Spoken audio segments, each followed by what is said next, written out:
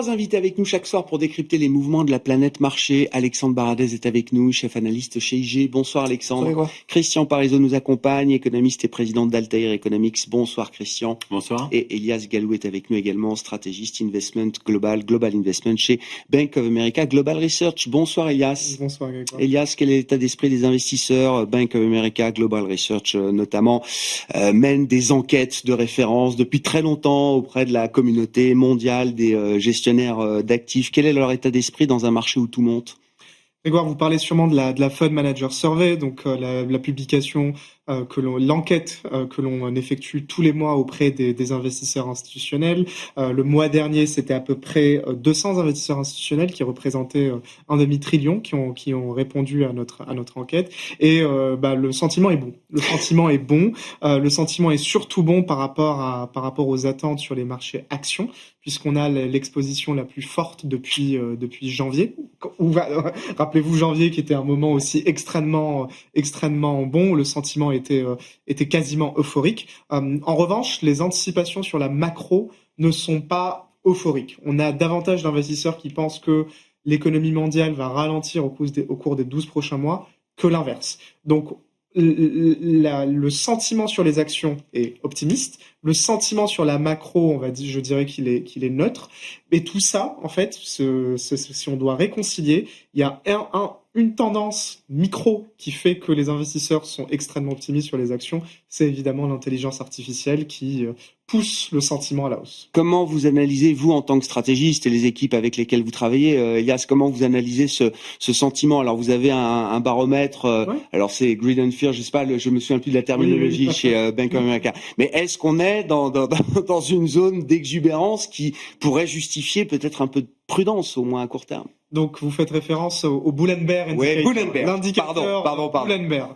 En fait, l'indicateur Bull and Bear, c'est assez simple. C'est une sorte de baromètre, une horloge. Ouais. Lorsque ce baromètre monte au-dessus de 8, ça signifie que les investisseurs sont trop exubérants et que c'est un moment qu'il faut vendre, en tout cas qu'il faut se positionner de manière défensive. Tout le monde est à l'achat, donc il y a plus Exactement. d'acheteurs marginal potentiel. Qui reste. Très clair. En revanche, et surtout, l'allocation, par exemple, cash est basse. Il y a plein d'indicateurs qui sont encapsulés par le Bull and Bear. Et effectivement, le Bull and Bear indicateur est notre meilleur indice de sentiment général de marché qui se base sur le positionnement, sur le prix, sur, par exemple, ce qu'on appelle les technicals, à quel point le marché du crédit est favorable, est serré. Et le sentiment, en fait, n'est pas exubérant. Sur l'échelle de 0 à 10, il est à 6.5. On l'a actualisé en ce jour. Il est à 6.5. Parce que, en fait, les sentiments est peut-être exubérant sur les États-Unis, sur les marchés US. Il l'est pas sur le reste du monde. Je comprends. Donc on a quand même des investisseurs globaux qui sont conscients des risques, qui sont protégés dans une certaine mesure et qui sont pas, dans une euphorie extrême à ce stade, si je comprends bien. Et je pense que pour répondre à votre question, il faut distinguer 3 catégories d'investisseurs. Les investisseurs institutionnels américains, les investisseurs retail individuel américain et les investisseurs et le reste du monde. Voilà, très bien. Les internationaux. Je travaille pas pour une banque américaine pour rien, bien sûr. Et les internationaux. Si on voit en fait les investisseurs institutionnels, les données de marché montrent que leur allocation sur les marchés actions et même leur sentiment, il n'est pas exubérant. On est à un niveau à peu près de 6 sur une échelle de 0 à 10. Lorsque l'on voit en revanche les investisseurs retail, les individuels, les ménages américains, c'est eux qui poussent le marché à la hausse. Si vous regardez juste les données de la Réserve fédérale américaine, vous verrez que l'exposition action dans le portefeuille financier des ménages, il est de 31%. En 2000, il était de 25%. Et le point haut historique pré-2025, c'était 68%, quand il était à 29%. Donc les ménages américains n'ont jamais été aussi exposés au marché actions. Et c'est eux qui poussent il y a une vraie dichotomie entre les professionnels et les particuliers, effectivement, avec des particuliers qui sont devenus un acteur important du marché et qui font le marché aujourd'hui. Alors, Christian. Juste un petit point, parce que pour compléter ça, c'est si vous regardez l'enquête du Michigan, les ménages qui ont le moral et qui résistent le mieux, ce sont ceux qui ont un portefeuille plus d'actions. Tu parles. Et par contre, tous les ménages qui n'ont pas de portefeuille actions sont en pleine déprime. Donc ça prouve aussi que ça a des impacts macroéconomiques. C'est pas neutre, entre guillemets, ce qu'on appelle l'effet richesse, qui est toujours difficile à isoler. Mais en tout cas, ça joue en partie. Et ça rejoint après un autre élément, c'est que si le marché action commence à corriger, attention à la consommation des ménages américains. parce que là, on va avoir véritablement un pessimisme qui va s'installer pour l'ensemble de la population. Bon, Alexandre, tout monte. Enfin, déjà, on dressait le constat ces derniers jours, mais c'est vrai, si vous croyez au thème de l'IA, les actions chinoises, asiatiques, américaines vous permettent d'en profiter à plein. Si vous préférez la value, les small caps, le thème des infrastructures, l'Europe est un super terrain d'investissement aujourd'hui. Si vous avez peur de la dégradation macroéconomique aux États-Unis, boum, la Fed sera là demain pour nous sauver. Si vous avez peur des niveaux d'endettement dans le monde, vous avez l'or qui va signer la meilleure performance de l'année. Tout le monde est servi. Et même si vous avez de l'argent, que vous voulez spéculer sur les entreprises les moins rentables et les plus shortées ou autres, vous avez des rallyes qui ressemblent à ceux qu'on avait post-Covid quasiment. Mais, je reviens sur ce que vous disiez, c'est vrai que les niveaux post-Covid, en gros, on est sur les multiples de valorisation aujourd'hui sur l'S&P 500 par rapport aux bénéfices anticipés qui sont les mêmes que ceux qu'on avait post-Covid. Sauf qu'à l'époque, la liquidité des banques centrales venait d'inonder le marché, les bilans de banques centrales avaient doublé en l'espace d'un an. Il y avait $1 sur 2 en circulation à ce moment-là qui avait été émis. Généré par les banques centrales. Taux nominaux à 0, taux réel largement négatif. Effet TINA font les ballons parce que monétaire, obligataire, ça ne rapporte rien, vous perdez même de l'argent. Donc on comprend que post-Covid, on pouvait atteindre des niveaux d'euphorie de cette nature-là. Aujourd'hui, on retrouve ces niveaux-là. Alors certes avec une économie qui est quand même globalement résiliente, mais avec des paramètres de taux réels qui sont aujourd'hui, il y a 10 ans un TIPS, il est à 1,7, 1,8, donc il est quand même largement positif. Et puis l'alternative, il y en a partout. Donc c'est effectivement ce côté, ce thème des actions qui continuent d'être jouées, où on se dit que le danger n'existe pas. Et vous avez eu un exemple aujourd'hui encore de cet effet de marché. Vous avez un ISM service, donc les services, on rappelle, c'est 3/4 de l'économie américaine à peu près, il est à 50. Alors, c'est vrai que dit comme ça, à 50, on sait toujours la fameuse zone entre expansion et contraction. C'est vrai que c'est pas rare depuis 2022 de l'avoir vu venir chercher cette zone et un peu rebondir. Il y avait quand même une belle phase sur l'ISM Service, 2024, où il était remonté à 55. Et là, de manière un peu séquentielle depuis 6-7 mois, il redescend doucement vers les 50 et là, il tape 50. Et là-dedans, vous avez des composantes de prix qui restent collées à 70 quasiment, que c'est très élevé, des composantes d'emploi à peu près stables, mais la composante de nouvelles commandes qui se dégrade. Il y a quelques jours, ISM manufacturier, donc l'autre indicateur important, aussi dégradation des nouvelles commandes. Donc, on sent quand même qu'au niveau de l'activité, devant nous, ça trempe moins bien, mais le marché action ne regarde pas ça, et c'est toujours le verre à moitié plein. C'est-à-dire qu'il va regarder les stats qui l'intéressent le plus. Il y a shutdown, super, on va faire des économies par rapport aux fonctionnaires, le thème du budget est important, donc si on peut en plus faire des économies par rapport aux fonctionnaires, c'est formidable. On a l'impression que le marché raisonne comme ça, alors que le shutdown peut coûter 0,1 point de PIB par semaine écoulée, et que ça porte des conséquences sur la confiance au moment où le chômage remonte un petit peu. Juste pour terminer, il y a un indicateur aux États-Unis que vous devez connaître, c'est le LEI, c'est le Conference Board qui publie cet indicateur. Donc les indicateurs avancés, c'est ça. Voilà, et ça compile 10 indices. Donc c'est pas que des enquêtes. Il y a un peu d'enquêtes, il y a le nombre d'heures travaillées dans différents secteurs, les composants de nouvelles commandes, il y a plein de choses, les spreads de crédit, etc. Et cet indicateur sur une quarantaine d'années, quand il est à ce niveau, donc on mesure le pourcentage de variation de l'indicateur, et quand il descend sous les moins 4%, historiquement sur les phases précédentes, c'est un signe que l'économie américaine allait entrer en récession. Et c'était très bien passé de cette manière-là, enfin très bien, c'était passé comme ça, bulle Internet, récession, bulle des suprêmes, récession, Covid aussi, l'indicateur est passé à moins 4% en récession, sauf que là, la nouvelle séquence qu'on a depuis 3 ans, c'est qu'on l'a déjà vu à quelques reprises en 2022-2023 dans cette zone des moins 4, mais il n'y a pas eu de récession. Il s'est redressé, et à nouveau maintenant, depuis quelques mois, on revient dans cette zone de contraction des moins 4. Donc, marché au plus haut quasiment, seule la bulle Internet avait mis des niveaux plus élevés en termes de valo, et des indicateurs avancés qui flashent plutôt vers ralentissement au minimum, contraction, voire récession.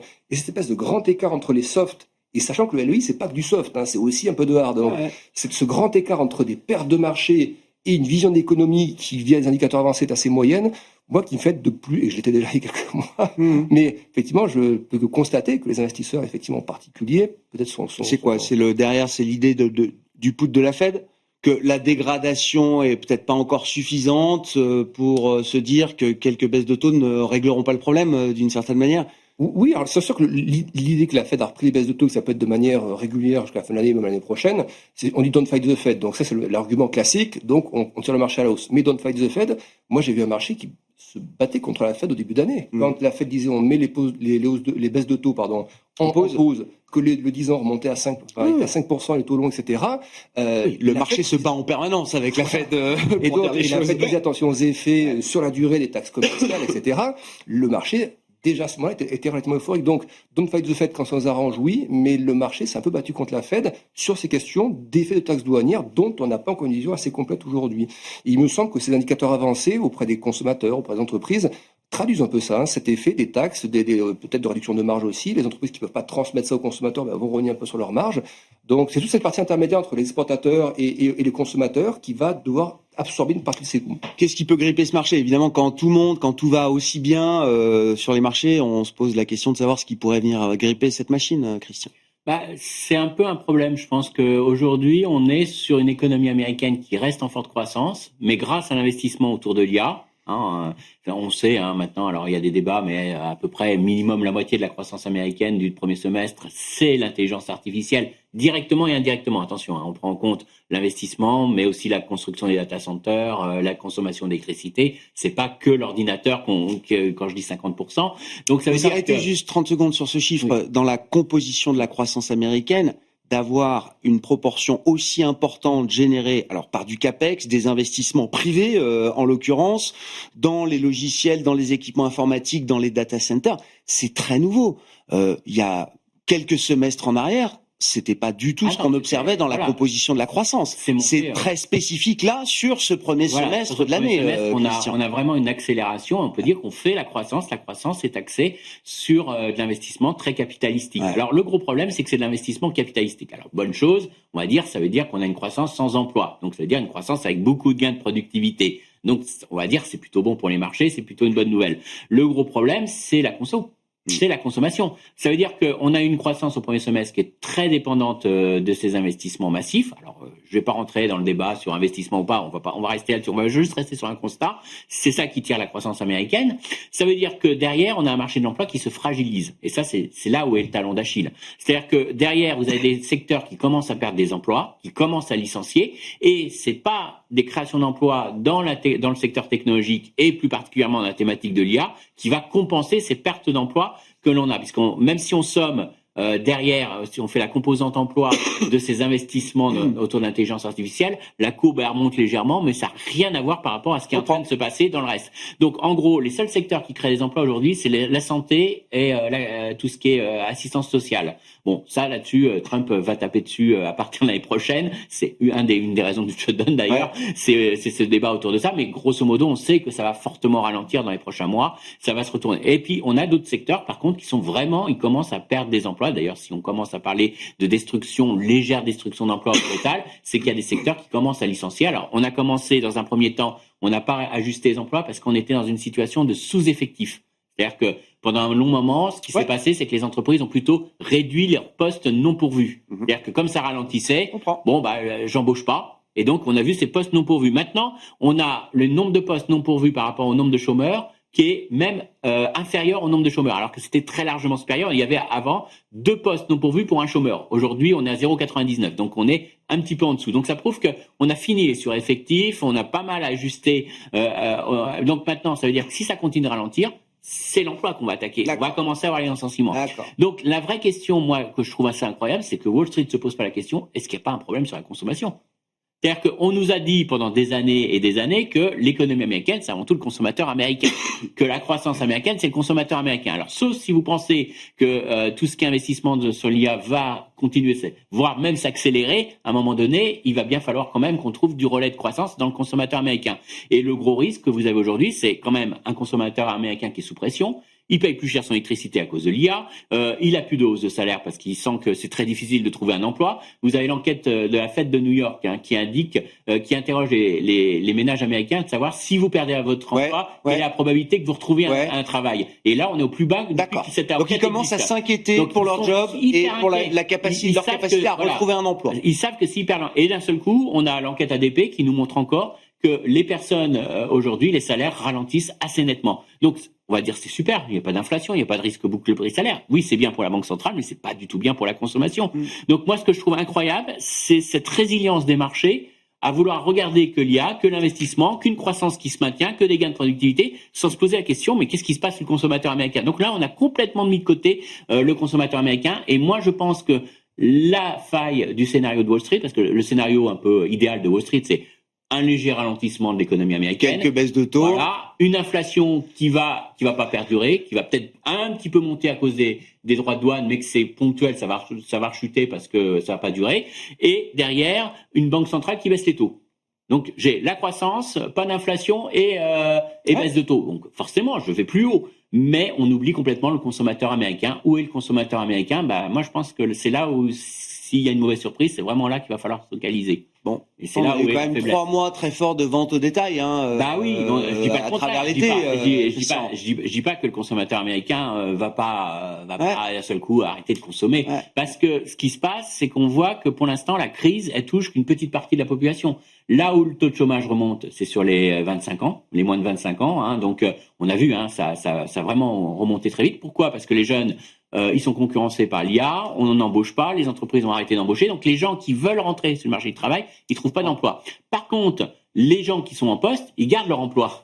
Et en plus, la Banque centrale vient de baisser ses taux, donc ça va peut-être un petit peu alléger la charge des crédits à la consommation. Donc ça soutient la consommation. Je dis pas le contraire. Donc pour l'instant, on n'est pas. Mais ce qui va faire le basculement, comme toujours aux États-Unis, c'est lorsqu'on va avoir les entreprises qui vont commencer à licencier. Comme jusqu'à présent, on était en sous-effectif, on licenciait pas malgré le ralentissement économique. Mais quand vous avez vos carnets de commandes qui commencent à véritablement être mal orientés, quand vous avez de l'incertitude sur l'avenir et que vous n'êtes plus en sous-effectif et que vous commencez à dire, va peut-être être commencé, j'ai des hausses de coûts. En plus, les droits de douane, pour l'instant, j'arrive pas à le répercuter dans mes prix de vente. C'est moi qui le prends sur mes marges et ça augmente mes coûts de production. À ce moment-là, peut-être que je vais commencer à avoir l'emploi qui va réagir. Donc, c'est pas pour rien que les secteurs qui se dégradent le plus, c'est les secteurs industriels, comme par hasard sont ceux qui payent les droits de douane et qui n'arrivent pas à remonter leur prix de vente.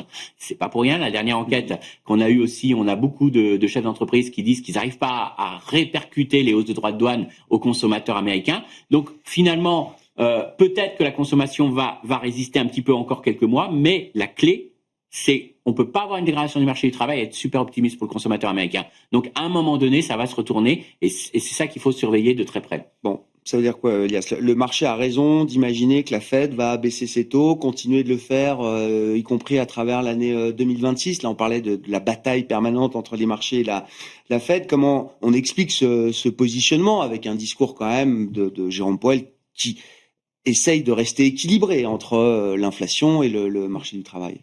Au-delà de la question est-ce que la Fed va baisser ses taux conformément aux anticipations de marché, c'est-à-dire en gros 110 points de base au cours des 15 prochains mois, je pense que ce qui compte le plus, c'est est-ce que les baisses de taux qui se produisent et qui vont se produisent dans une phase de réaccélération de l'économie ou dans une phase de décélération. Ouais. Là, on a eu un débat sur le consommateur américain. Je pense que ce qui se produit peut-être d'une manière un peu pour offrir la big picture sur le consommateur américain, en fait, il n'y a plus qu'un seul type de consommateur américain.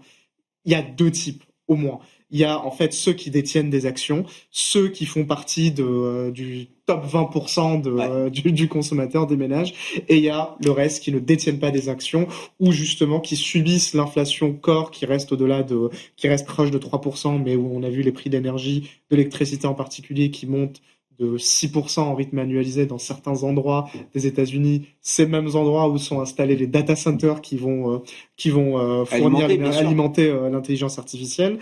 Et justement, tant que le fort, entre guillemets, reste fort, ça ira bien pour les marchés. Le top 10, 15, 20% qui représente la majorité de la consommation aux États-Unis aujourd'hui, plus de 50% de la consommation. Exactement. Ouais. Et nous, à Bank of America, donc on a la partie recherche, mais on a aussi l'Institute qui a accès à la partie en fait des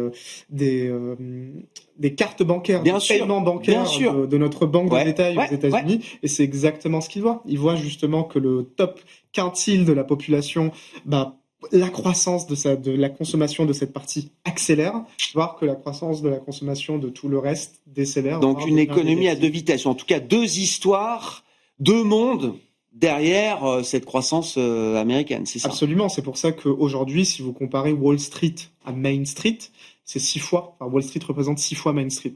Donc on voit bien que c'est une économie à 2 vitesses. Si vous comparez par exemple le produit que le top 10, 0,1% adore, Ferrari, l'action Ferrari, avec le produit que le top, la partie, 50% les plus modestes, Dollar General, qui est un peu un store discount. Un prix unique, quoi. On appelait ça prix unique à l'époque. Vous voyez le cas parfait. Qui se produit depuis 2020. Donc c'est deux économies. Et là, ça rend le marché vulnérable? Parce que ces histoires de cas, on en a eu plein pendant la post-Covid, les reprises en cas, etc. Un secteur repart et pas l'autre. Ça rend le marché beaucoup moins profond. Et ça crée des fortes inégalités de performance entre un secteur de la tech qui a doublé depuis 2 ans. Gagne tout, quoi. Et le reste des secteurs qui sont dans une performance qui est correcte, mais qui est pas...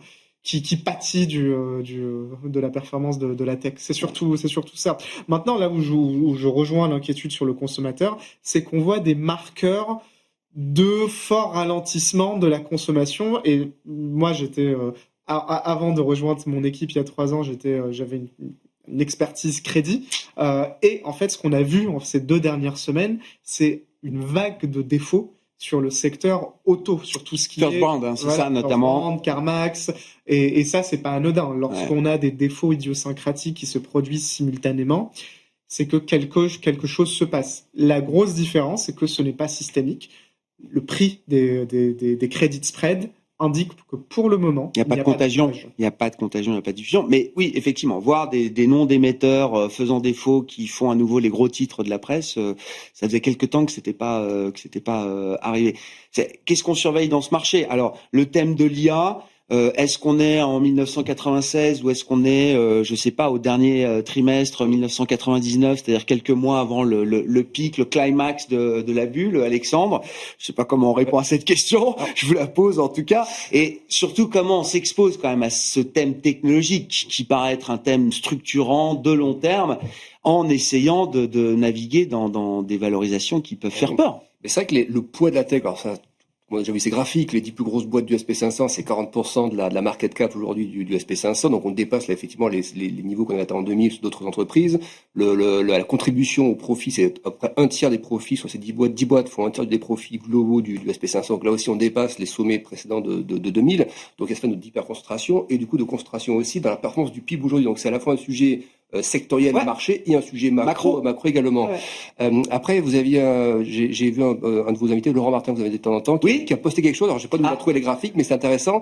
C'était le capex rapporté à l'EBITDA en pourcentage. Et cette recherche comparait ce que les groupes tech, le 7 magnifiques, élargi, on va dire, aux 10 magnifiques, dépensent en investissement, rapporté à l'EBITDA. On commence à taper des zones 65-70%. C'est ce qui avait été constaté en sommet lors de la bulle Internet par les gens de la tech à l'époque, et juste avant la bulle d'énergie 2014-2015 par les sociétés américaines du secteur de l'énergie. C'était un peu des plafonds en fait, les 70%.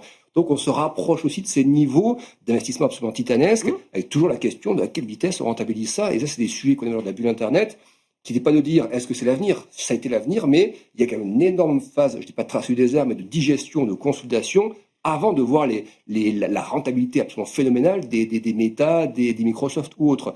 Donc, est-ce qu'avec l'IA, on va connaître un peu ce sort de la grosse variation à la hausse des marchés, puis ensuite une phase de grosse digestion? La seule différence, c'est qu'aujourd'hui, ceux qui investissent sont des mastodontes qui ont les épaules pour le faire, alors qu'à l'époque, certains apparaissaient. Donc, effectivement, il y avait une fragilité à l'époque un peu liée à un type de structure qu'on a beaucoup moins aujourd'hui, mais pour autant, ces groupes ont aussi déjà des investissements par ailleurs. C'est-à-dire qu'ils vont avoir des chiffres d'affaires colossaux, des résultats nets colossaux. Les investissements sont titanesques et en effet sur le PIB américain. Donc, on dirait quand même des niveaux de gigantisme qui font réfléchir. Et puis après, il y a les valos. C'est-à-dire que les valos, effectivement, c'est toujours la même question. Est-ce que c'est un nouveau paradigme? Chaque fois qu'on s'est dit ça, post-Covid, c'est le monde d'après, bulle Internet, mais non, c'est le futur, etc. Quand on dit c'est un nouveau paradigme, on peut payer maintenant, ou le LVMH, le luxe n'a pas de prix. D'ailleurs, parce on imagine que les taux réels seront plus élevés et que les valos du marché action seront aussi plus élevés que quand on vivait à taux zéro, quoi. Oui, ça fait une valeur. LVMH, si on se souvient de ça il y a 3 ans. Oui, on se souvient de LVMH. Tout le monde n'avait Dieu que pour LVMH et on disait, mais non, ça vaut 900 €, c'est le luxe, Bernard Arnault visionnaire, ce qui est vrai, mais on était prêt à payer. Et on l'a vu divisé par 2 dans les 24 mois qui ont suivi. Donc, il y a aussi ce côté un peu... J'entendais, j'interdis à mes équipes de vendre LVMH. Exactement. Donc, oui.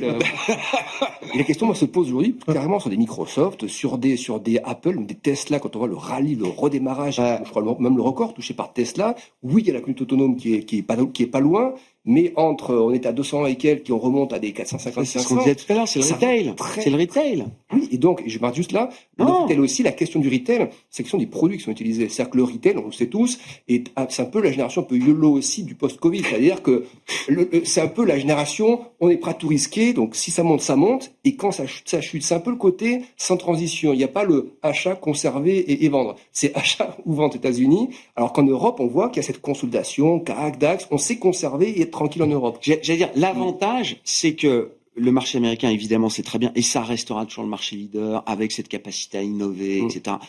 Mais les autres marchés font bien, et font même mieux. Corrigé du dollar, l'Europe n'a pas à rougir. Les émergents retrouvent de la surperformance. Je reviens à mon point de départ. Il y en a pour tout le monde dans ce marché, et y compris pour des gens qui ont plus envie d'être autant investis en dollars, en actions américaines, etc. Ça paye. Oui, et c'est pour ça que je suis beaucoup moins nerveux sur. Pourtant, on devrait l'être. C'est une autocratie, c'est un marché qui est plus dur à anticiper, mais je suis beaucoup moins inquiet pour un Hang Seng aujourd'hui ou un Hang Seng Tech qu'un Nasdaq ou un SP500 en termes de valo, en termes parce qu'il y a une décorrélation telle entre 2021 et 2023 où l'un a perdu 50% de sa valeur et l'autre cherchait des records, qu'on a moins de mal à investir aujourd'hui sur les émergents. Moi, en tout cas, à vous conseiller qu'à dire rentrer sur les US aujourd'hui. Il y a un arbitrage qui s'effectue de ce point de vue-là, des gens qui veulent rester investis dans la tech, qui vont trouver, alors, refuge, j'en sais rien, en tout cas, pour qui le thème des actions asiatiques devient aussi une alternative, Elias. On adore les actions asiatiques, on aime beaucoup les actions émergentes, mais ça c'est la vue liée au dollar, parce qu'on pense que le thème le plus clair, en tout cas de ces 12 prochains mois, c'est 12 à 24 prochains mois, c'est le bear market sur le dollar, un dollar qui va se déprécier progressivement. Alors pas pour les prochaines semaines, prochains mois, où on pense que justement le positionnement, le sentiment étant mais sur des horizons 12-24 mois, vous dites la tendance, elle est encore là. On pense ça. En tout cas, le prix de l'or le signifie, et le prix du Bitcoin le signifie également.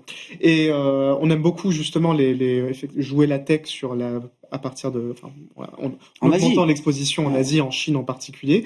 Maintenant, de quoi est-ce que l'IA a vraiment besoin ?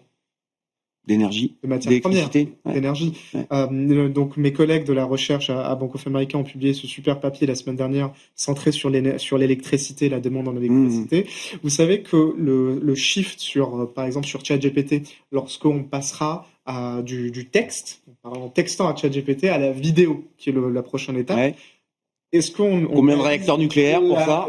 La croissance de l'électricité qui sera demandée, c'est 1000 fois. C'est 1000 fois. Et c'est pour ça que mes collègues anticipent que d'ici 2027, la demande en énergie de l'IA en électricité, ce sera l'équivalent de la consommation du Japon aujourd'hui, voilà, par exemple. Mais voilà, c'est les matières premières. Et on pense que nous, justement, aujourd'hui, si on veut jouer le thème de l'IA, c'est un peu la pioche de la ruée vers l'or. Bien sûr. La pioche, c'est les matières premières, c'est les actifs qui sont très peu dans la valorisation et beaucoup plus favorables et qui vont vraiment bénéficier du cycle de l'IA, donc les matières premières. C'est pour ça que, par exemple, des pays comme l'Afrique du Sud, aujourd'hui, performent extrêmement bien. Ils ont le MSCI Afrique du Sud a pris 11% le mois dernier, forte appréciation. Parce que très matières premières. L'indice, la cote est très matières premières. Très or, très matières premières. Donc l'Afrique du Sud bénéficie des deux. La devise qui a le mieux fonctionné cette année, il y a le russe, il y a le rouble russe, ça c'est pour des raisons géopolitiques, mais c'est le cédille à part ça. Donc les pays émergents, même les pays frontières qui étaient vraiment oubliés du cycle des 15 dernières années, revivre en 2025, et ça c'est dit. Bon, et on a vu une Schneider effectivement très liée au thème de l'IA, une boîte comme Legrand, je crois qu'ils sont passés de 0 à 20% de chiffre d'affaires dans les data centers en peut-être une décennie à peine. Enfin, ça change complètement le business de ces entreprises liées à l'énergie et à l'efficience énergétique. Sur le thème de l'IA, et puis cette manière aussi de révéler la tech chinoise et la tech asiatique. Là, OpenAI signe un deal par jour avec les Coréens, les Japonais. Chaque fois qu'OpenAI touche une boîte, boum, c'est 10% de hausse pour le cours de bourse. Moi, je pense que le marché n'anticipe rien. C'est ça le problème que j'ai autour de cette thématique autour de l'IA. Pourquoi? On se laisse vivre, quoi. On se laisse porter. On se laisse vivre. Bon. Oui, exactement ça, parce que et c'est peut-être pour ça que c'est un marché de retailer, parce que je pense qu'il n'y a pas véritablement de positionnement sur l'IA, mais comme où il faudrait. Parce que regardez. Je peux comprendre au début, on a acheté du Nvidia, les fabricants de semi-conducteurs, ceux qui font les puces, ceux qui sont nécessaires pour faire la puissance de calcul. Après, on a acheté ceux qui achètent ces puces, qui font les data centers. Donc, on va acheter du Microsoft, du Meta, etc. Ouais. Et tout ce qui est hyperscaler. Donc, ok, on a vu, là, il y a du chiffre d'affaires, il y a des commandes, il y a de l'activité. Alors après, on peut acheter de l'électricité, je suis d'accord, c'était un peu le parent oublié, on a oublié qu'il fallait de l'électricité. Donc ça, on va dire que le marché a un petit peu oublié, il commence à revenir un peu dessus, il commence à jouer cet effet. Mais la vraie question, c'est ceux qui vont utiliser l'IA. Oui. C'est les secteurs qui vont en profiter. Et là, ce qui est assez incroyable, c'est qu'on voit qu'il y a pas vraiment de recherche de ceux qui peuvent bénéficier, parce que très clairement, tout le monde va pas en profiter. Par exemple, vous êtes un magasin de distribution. Alors vous allez me dire, oui, mais l'IA, c'est formidable, ça va gérer les stocks. Mais quelle est la part dans votre valeur ajoutée de la gestion des stocks? Et puis ils sont pas mal gérés les stocks chez les grands distributeurs. Oui, donc même s'ils ont l'IA, ils vont améliorer, mais c'est pas là, vous n'avez pas un levier. Un secteur comme la santé, je trouve, profite pas suffisamment peut-être parce qu'on nous dit que la santé, c'est typiquement un secteur qui va en profiter, mais avec des délais de déploiement beaucoup plus longs. Par contre, un secteur où ça va aller très vite, la publicité, les SS2I, tout ce qui est programmation, c'est là où vous avez des effets. Et je trouve que le marché est super hésitant. Regardez. Et ça va être des effets positifs ou pas forcément positifs? Moi, je pense que je sais pas. Une boîte dans la pub ou dans les médias, certains vous disent ça va être génial, d'autres vous disent bon. Et c'est ça que je trouve intéressant. C'est là qu'on voit qu'on n'est pas sur un marché qui anticipe. Parce qu'on voit que là, il y a des débats entre les investisseurs et donc on délaisse Publicis, par exemple. Ouais. Alors que ça pourrait être demain la valeur qui profite le plus de l'IA ou pas. Ouais. Je suis d'accord, il y a débat, mais si on fait de la recherche, si on prend position, c'est là où il y a de la valeur ajoutée, parce qu'elle peut exploser. Là où il y a du potentiel, c'est dans les éditeurs de logiciels. Est-ce que l'IA permet véritablement de faire des gains de productivité dans la programmation et d'avoir un levier énorme vis-à-vis de leurs clients? Ou au contraire, est-ce que ça va développer des offres open source gratuites qui vont faire qu'on va moins avoir besoin d'eux? C'est là où il faut avoir un débat et c'est là que le marché devrait véritablement avoir une bataille de valorisation. Mais comme on ne sait pas, on délaisse ça. C'est là, si aujourd'hui vous avez une conviction, si aujourd'hui vous voulez jouer l'IA sans aller toujours à la même valeur, Nvidia, si vous voulez pas, aller jouer les secteurs qui peuvent en profiter. Et donc, grosso modo, ce que donne, on a quand même des études, on commence à voir les retours sur investissement. Les secteurs qui en profitent le plus, c'est le secteur technologique, mais dans le sens plutôt développeur, etc. C'est eux, de toute façon, qui en profitent le plus. Après, c'est les télécoms qui en profitent le plus. Et dernier secteur que j'ai oublié. Que vous avez oublié, c'est dommage. C'est dommage. C'est celui qui va monter. Non, c'est les médias. Les médias, quand même. C'est les médias. C'est donc tout ce qui est publicité, médias et tout ça qui en profite le plus. Donc, en tout cas, si vous voulez jouer aujourd'hui l'IA, vous avez soit le choix d'aller vous empaler sur des valeurs qui sont très chères, qui sont solides, mais avec un risque de surinvestissement et qu'un jour vous ayez un rebond, soit vous faites des paris et vous creusez un peu l'histoire et vous allez sur d'autres secteurs qui me semblent, à mon avis, où il faut se poser la bonne question. Donc, il y a de la sélectivité encore à faire, même au sein de cette thématique-là. Alexandre, si vous avez des commentaires, je voulais qu'on dise un mot de l'or quand même, parce qu'on l'évoque sans en parler vraiment. La conclusion à laquelle j'arrive, c'est que c'est plus juste un hedge, c'est plus une couverture, c'est plus l'actif qui permet de bien dormir, c'est plus que ça. C'est un vrai thème d'investissement. Là, on le voit avec l'or métal, mais on le voit avec les minières aussi. Oui, il y a un vrai thème d'investissement là, et ça rejoint le thème des matières premières en général aussi. Oui, puis il y a même le thème un peu géopolitique aussi. C'est-à-dire dans quelle mesure l'or devient un instrument utilisé à grande échelle pour se dédollariser, voilà. Donc il y a aussi cette composante qui rentre un peu dans le jeu. On a bien entendu les achats de banques centrales pour faire face aux sanctions américaines dans le cas de la crise ukrainienne, etc. Mais il y a aussi effectivement ce côté BRICS, etc., qui pousse toujours et qui peut tirer le thème. Après, c'est la question de la maturité du mouvement. C'est-à-dire que le mouvement sur l'or, on en parle tous les jours, mais justement, ça fait maintenant presque 2 ans. Oui. 24 était déjà une très bonne année pour l'or. Le rallye, grosso modo, il partait de 1 600 $, où c'était encore hésitant, et après, ça a commencé à vraiment accélérer, et on est quasiment à 4 000. Donc, j'ai regardé les gros cycles précédents, les écarts par rapport aux moyennes de prix historiques ou autres. ça ressemble un peu à du Nasdaq, donc ça commence à tirer fort, à être très exponentiel. Et généralement, c'est des phases où le marché normalement est censé commencer à respirer. Voilà, respirer. Et ce serait pas illogique. Mais par contre, qu'est-ce qui peut amener cette respiration? Il y a plusieurs choses. Soit aspect très positif, c'est-à-dire par exemple le début de détente. Alors Proche-Orient c'est une chose, mais Ukraine par exemple, si on commence à arriver autour de la table, ça je pense c'est quelque chose qui peut détendre massivement l'or. Mais on voit pas tout arriver pour l'instant. Rebond des taux du dollar. Là, au moment où on parle de shutdown, on n'est pas sûr d'avoir l'IPC américain à mi-octobre. Donc, après, le dollar, il n'a pas tellement baissé en septembre et l'or a pris encore 10%. C'est exactement ça que je veux dire. C'est que une bonne partie du rallye s'est faite alors que les taux longs américains étaient à 5%. Donc, la composante taux n'a pas beaucoup joué.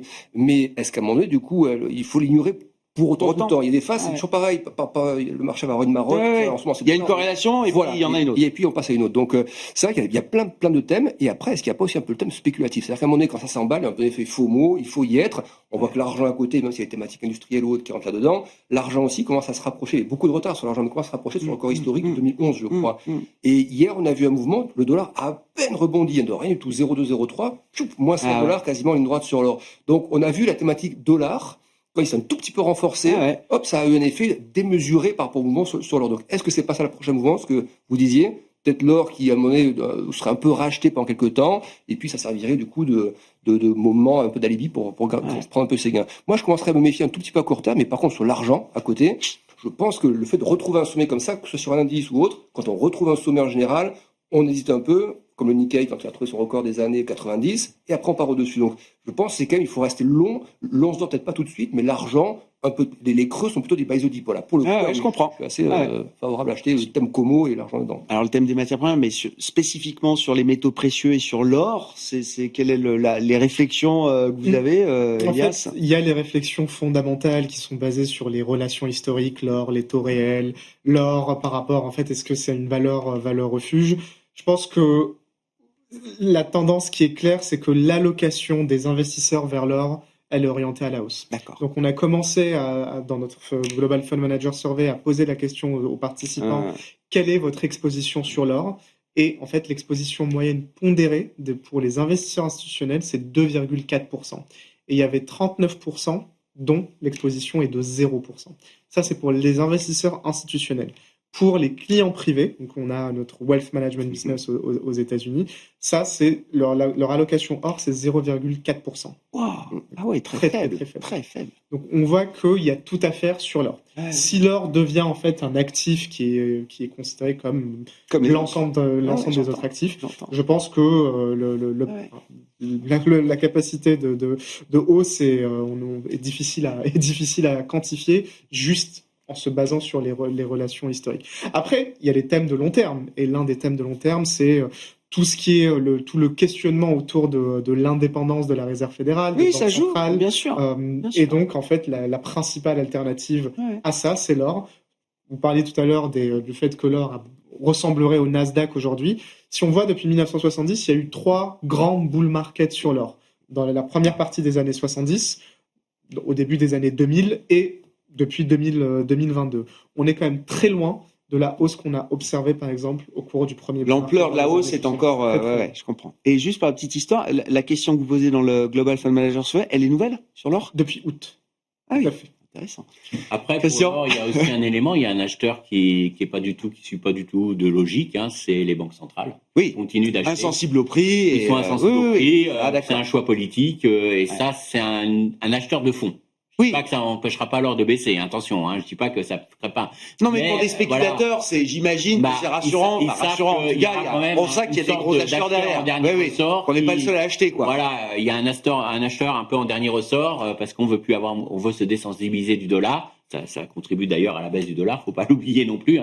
C'est un rôle aussi des banques centrales qui veulent de moins en moins avoir ils vont pas tout mettre en euros. C'est pas l'euro qui va jouer la valeur et c'est plutôt l'or qui sort. Et comme c'est un tout petit marché pour ces banques centrales, forcément c'est un effet des multiplicateurs.